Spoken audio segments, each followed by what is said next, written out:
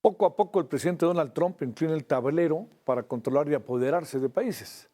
En la mira del republicano está Cuba, isla caribeña que sufrió un duro revés luego del embargo petrolero a Venezuela, que es su principal fuente de suministro, aunque en los últimos meses México estaba dándole más petróleo que Venezuela. Desde el domingo Trump aseguró que no habrá más petróleo ni dinero para el país gobernado por Miguel Díaz-Canel. Por su parte, el secretario de Energía estadounidense Chris Wright involucró a México con Cuba. Aseguró que no ha pedido a nuestro país que corte el envío de hidrocarburos como lo ha hecho por razones de ayuda humanitaria. Ahí vamos a ver cuánto dura esta declaración, ¿no? Los cubanos viven entre calles llenas de basura, poco alimento, apagones constantes y la inflación supera ya el 220%. Es una de las peores situaciones que enfrenta el país y el panorama que viene en verdad no es alentador. Veamos esto previo a la conversación con el doctor Rafael Rojas. Cuba atraviesa una crisis económica profunda, la más grave en los 67 años de la revolución. La electricidad falla hasta 20 horas al día. Los alimentos básicos escasean y los precios en las tiendas privadas se disparan. La caída de Venezuela como proveedor de petróleo agravó la situación. El gobierno de Maduro solo pudo enviar 9.528 barriles diarios a Cuba.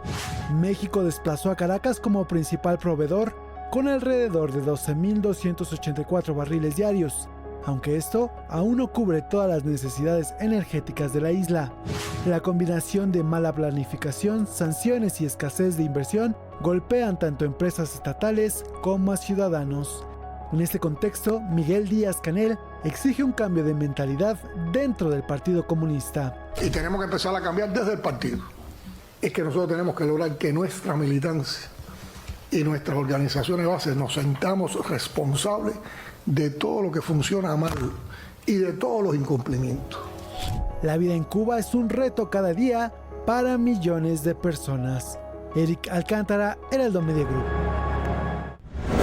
Ahora, a pesar de lo que dijo Miguel Díaz-Canel, a los 2 días lanzó un tuit o un X en donde decía nadie nos va a venir a decir nosotros qué hacer. El doctor Rafael Rojas, director del Centro de Estudios Históricos del Colegio de México. Rafael, doctor, gracias que estás con nosotros. Qué gusto tener la oportunidad de conversar contigo y más con este tema que mira que conoces bien. Gracias. Muchas gracias, Javier. Un gusto, sí, como siempre, conversar contigo y un saludo a tu auditorio. A ver, ¿qué anda pasando en Cuba? Que sí realmente podemos hablar de una crisis como hace mucho, Rafael, no existía. ¿Cómo ves todo esto del petróleo mexicano? El acelerador de Trump, que dice más vale que nos se vengan a negociar o a hablar con nosotros. Adelante, Rafael. Sí, mira, primero, en efecto, la crisis es gravísima. Sabes, los economistas, los académicos de las ciencias sociales dentro de la isla, los más serios, coinciden todos en que es un tipo de crisis sistémica. Algunas autoras como Mayra Espina, una socióloga de la Universidad de La Habana en la isla, sostiene que se trata de una policrisis, porque es una crisis económica, también demográfica, sabes, un envejecimiento tremendo de la población, una emigración mayoritariamente joven, creciente, con un potencial migratorio que no baja de los 500.000 habitantes.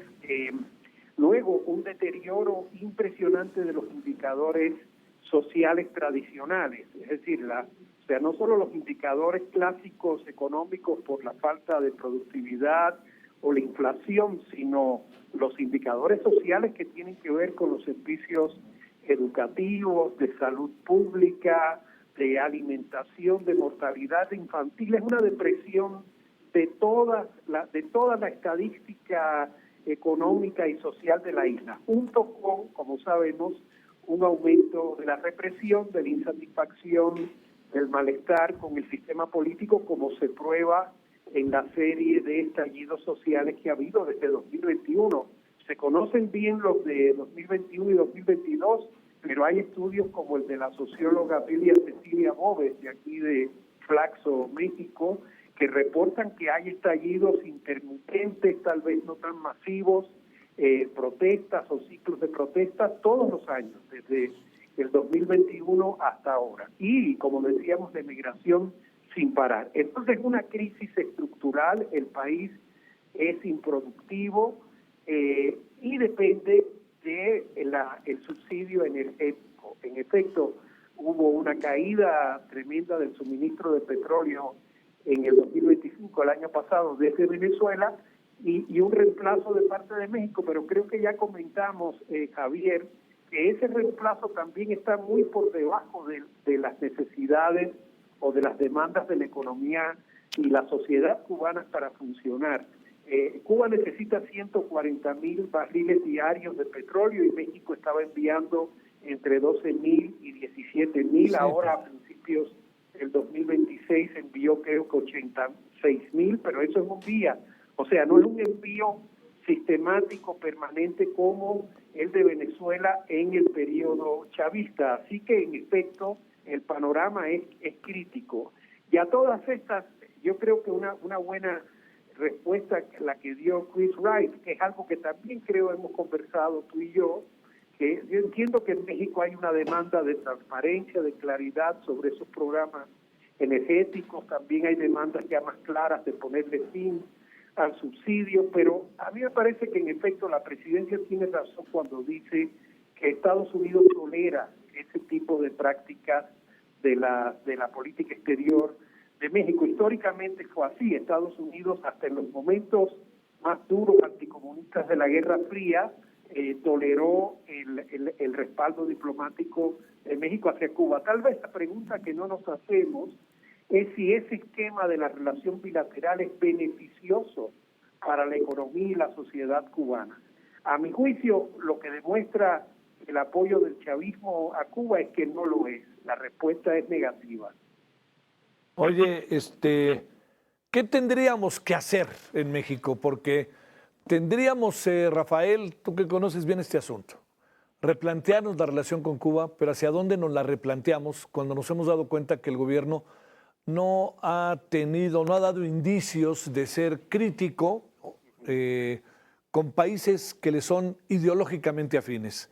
¿Qué tendríamos que hacer? Basta con el petróleo y además no veo que México pueda ser un intermediario en la relación Estados Unidos-Cuba cuando México es afín, empático y es muy rudo contra Estados Unidos en función de Cuba.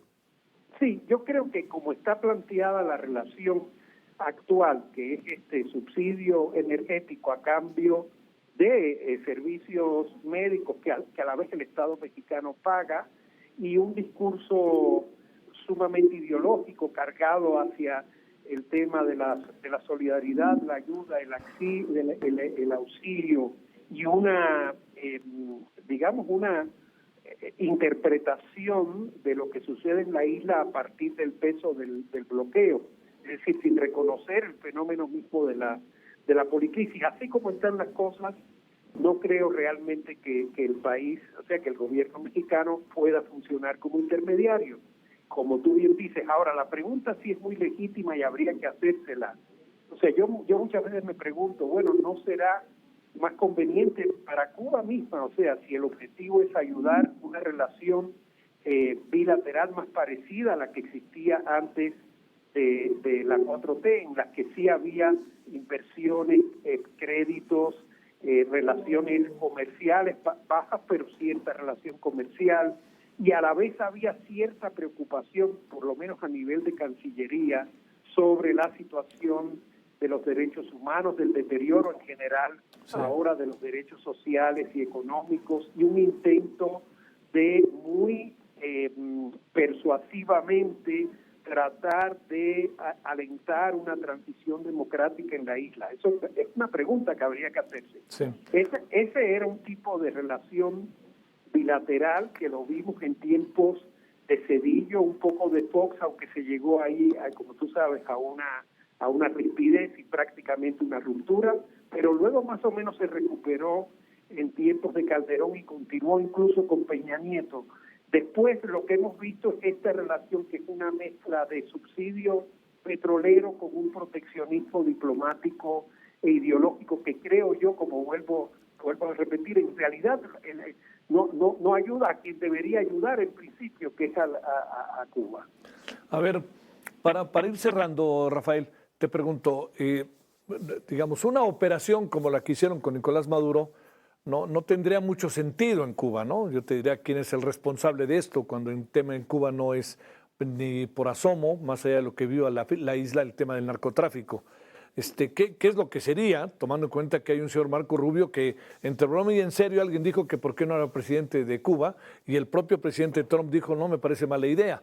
Ahí, ¿qué sería? ¿Cuál sería? ¿Qué presumes? ¿Cuáles serían tus hipótesis respecto a lo que Estados Unidos podría hacer con Cuba? Mira, yo la verdad que sí, entiendo que hay todas esas declaraciones, pero como hemos dicho otras veces, a Trump a veces hay que, tú sabes, tomarlo en interrogantes, y otras veces sí tomarlo en serio. Casi todo lo que dijeron antes de la operación a Venezuela no fue amago o fanfarronería, fue de verdad. Ahora, yo realmente no espero acciones militares ni algo que se salga del esquema actual que tiene que ver fundamentalmente con las sanciones económicas y el embargo. En este caso es evidente que el gobierno de Estados Unidos está contando con que la falta de suministro desde Venezuela se sume a la presión económica desde el exterior. Y al tolerar el respaldo, digamos, casuístico intermitente de México, concede algo, por cierto, que concede algo que autoriza a México, ¿verdad? No como mediador, pero sí como interlocutor de La Habana. Es decir, ese visto bueno que le está dando Estados Unidos al suministro energético desde México hacia Cuba, coloca a México en una posición privilegiada para tratar de alentar una mejoría o un cambio. La pregunta aquí es si es realmente voluntad del gobierno actual. Yo creo que no, que este gobierno continúa la línea del anterior de no propiciar un cambio en Cuba, sino de mantener inmóvil o en un plano perfectamente continuista el régimen actual.